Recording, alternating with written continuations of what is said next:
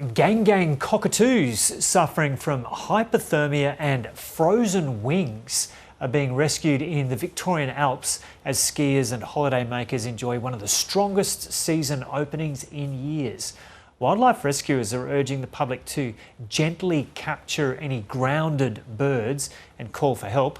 Whitney Webster-Cook is a wildlife carer in Mount Beauty near Falls Creek, and she joins us now. Whitney Webster-Cook, g'day. So just how unusually cold has it been there?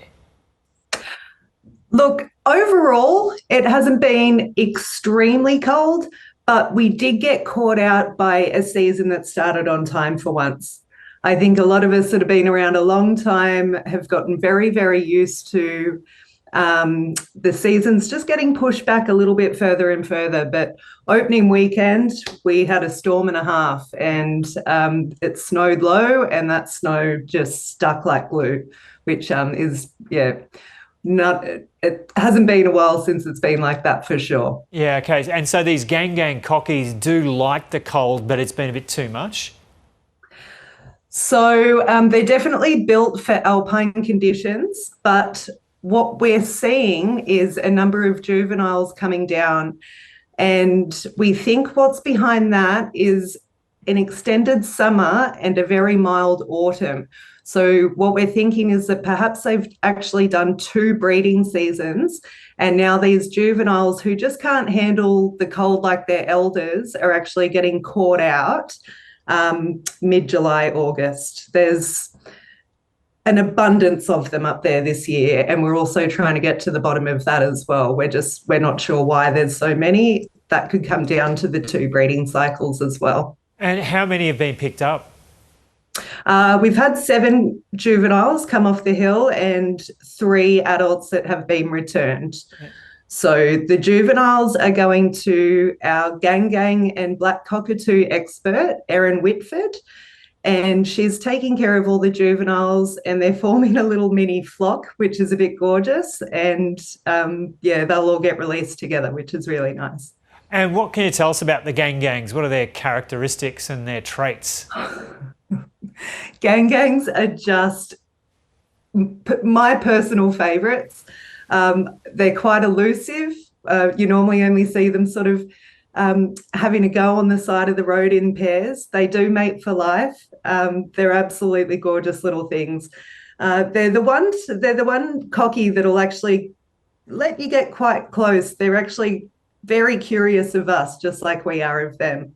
Lots and lots of character for sure. And you mentioned that they pair for life. So with the adults that have been grounded, I guess you have to make sure you get them back to their partner. But with the juveniles, you don't have to worry about that? Well, yeah, they start breeding at about 4 years of age. So these young ones, they're within 12 months of age. So the partnering doesn't matter too much. However, we have been seeing them come down in pairs anyway. So they are going into care in pairs, but they've got that odd number of 7. So, and what's involved in taking care of them over the next couple of months? Well, all of that responsibility lays with Erin at Staghorn Flat Wildlife Shelter. She will be weighing them, checking their health. If any are underweight, she will feed them like crazy to bring them up to weight and exactly where they need to be to then get released. We're thinking probably at the beginning of spring at this point, just depends on the weather. And how confident are you about their chances of survival once you set them free once again? I am very, very, very confident. At the beginning of last winter, we did have a juvenile come down. And by the time that juvenile was ready to go back, its family had actually left the resort. So in that case, they do stay with Erin. She creates flocks and they get released with that. But the intention is absolutely to always bring them back where they came from. And in this instance, where we're getting more and more and more and more down, it's going to make the release in spring really beautiful. And what are your tips for visitors who might come across a grounded Ganggang? Well, for visitors, it's hard. We have been speaking with Falls Creek Resort Management, who have been putting out communications across the resort to encourage all staff to just pop a pillowcase in their pocket.